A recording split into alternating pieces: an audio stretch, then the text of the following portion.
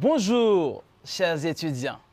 On est content et heureux d'être avec vous une autre fois pour votre clase de français.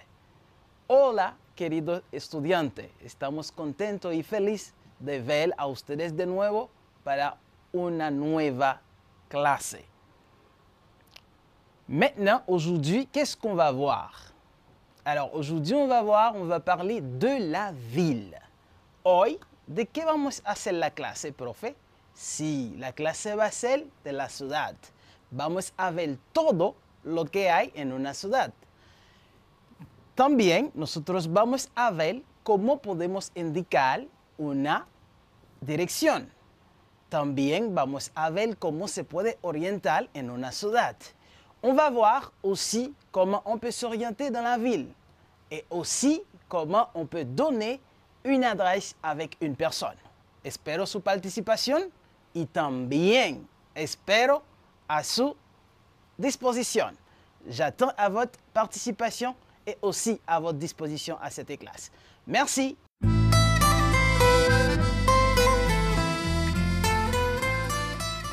Avant de commencer avec notre clase, j'aimerais savoir un peu sur la dernière clase. Antes de empezar nuestra clase hoy, vamos a hablar un poco de la clase pasada. Por supuesto, tengo dos preguntas. ¿De qué trataba la clase pasada? ¿Qué ustedes recuerdan de la clase pasada? Qu'est-ce qu'on a parlé de la dernière classe? Tu t'en souviens? On va voir. Sûrement, dans la dernière clase, on a parlé sur description physique. En la última clase, nosotros hablábamos de descripción física. Maintenant, on a deux questions que je vais te poser. Alors, comment je peux décrire avec personne? Par exemple, ses cheveux. ¿Cómo puedo describir a una persona? Vamos a empezar por su cabello. Par exemple, je dis à une personne que elle tiene su cabello negro y largo. ¿Tu as la réponse? ¿Tiene la respuesta? Sí. Il a des cheveux longs et noirs. Excellent, très bien. Mais maintenant, si on va faire une question sur la taille. Ahora, vamos a hacer una pregunta sobre el tamaño. Je pose la question. Il est petit et mince. Qu'est-ce que ça veut dire? Sí, él es pequeño y delgado. Excellent, super. Maintenant, on va faire une troisième question. Ahora vamos a hacer una tercera pregunta. On va voir. Él tiene sus ojos azules. Exactement. ¿Tu te souviens? ¿Te recuerdas cómo se dice ojo azul en francés? Sí. Ah ouais. Il a des yeux bleus. Excellent, super. Maintenant, si vous avez répété ces trois questions, je suis sûr que vous savez un peu de la dernière clase. Si ya llegaste a contestar esas tres preguntas, sí, me aseguro que ya tiene pendiente la clase anterior. Y siempre, vamos a siempre quedar activo y activa con todas las clases para almacenar buenos conocimientos. Super. Maintenant, aujourd'hui, la classe va s'intituler, comme on dit, sur la ville. Alors, la ville se dit ciudad. La première chose qu'on va faire, on va parler sur des verbes qu'on va utiliser. La primera cosa que vamos a hacer, vamos a hablar sobre la ciudad, pero primero hay que empezar por un verbo muy importante. Avec ce verbe, on va voir comment on le conjugue et à quoi il en est utile. Con ese verbo, vamos a ver su importancia y también la conjugación. Quel est ce verbe? ¿Cuál es ese verbo? Ce verbe est se trouver. El verbo es se encontrar, encontrarse, se encontrarse. Maintenant, si je dis se trouver, pour le conjuguer, c'est un verbe pronominal. El verbo se trouver, encontrarse, es un verbo pronominal. Ah, professeur Matthew, qu'est-ce que signifie un verbe pronominal? Ouais, un verbe pronominal, c'est un verbe qui se conjugue avec deux pronoms. Un verbo pronominal es un verbo que se conjuga con dos pronombres. Sí, recuerdas esa. Excelente. Maintenant, le premier pronom s'appelle le pronom personnel, qui utilise tous les verbes. El primer pronombre es el pronombre que usa todos los verbos. Le deuxième pronom s'appelle le pronom réfléchi. El segundo pronombre se llama el pronombre reflexivo. Eso sí, es diferente. Exemple, quels sont les pronoms réfléchis? ¿Cuáles son los pronombres reflexivos? Exemple, on a me, on a te, on a ce, on a nous, on a vous et on a ce encore une fois. Tenemos por los pronombres reflexivos, como on dit. Par exemple, si je dis je me trouve, yo me encuentro. Tu te trouves, tú te encuentras. Il se trouve o elle se trouve, él se encuentra o ella se encuentra. Nous nous trouvons, nosotros nos encontremos. Vous vous trouvez, ustedes se encuentran. Il, elle se trouve, ellos y ellas se encuentran. Maintenant, on va voir. Vamos a ver. Je me trouve dans une salle de classe. Yo me encuentro en un salon de clase. Excellent, super. Maintenant, tu te trouves chez toi. Tú te encuentras en tu casa. Ouais, c'est bien.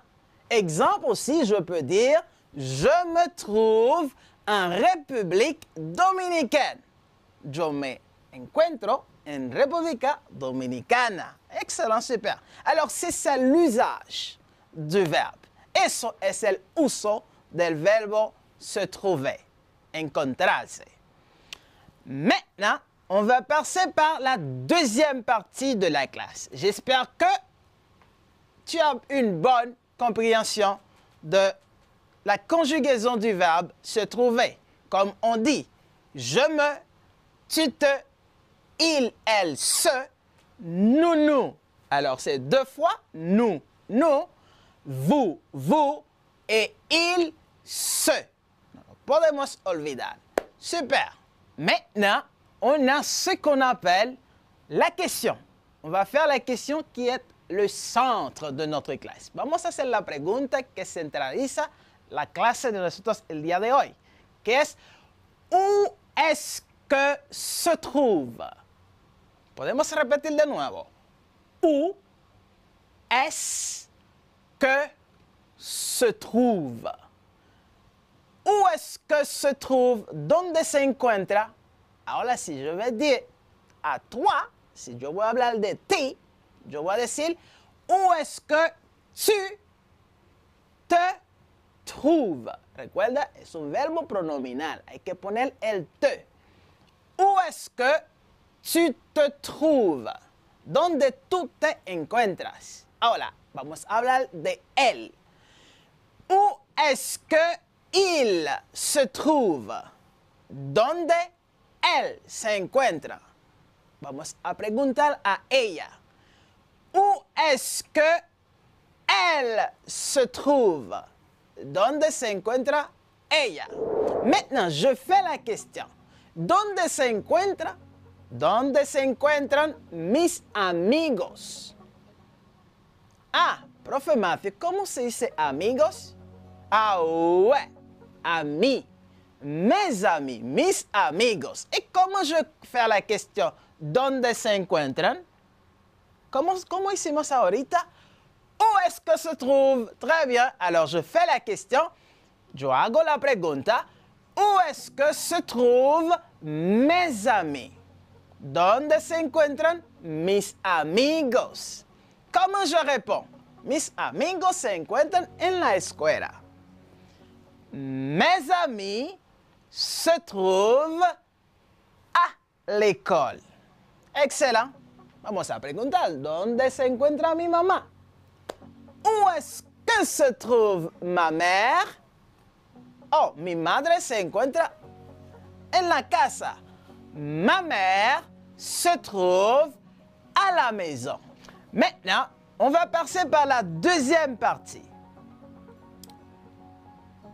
qui se dit où est-ce que se trouve mon école. Yo puedo preguntar también por mi escuela. ¿Dónde se encuentra mi escuela o tu escuela? Ah, où est-ce que se trouve mon école? Ah, mon école se trouve à Santo Domingo.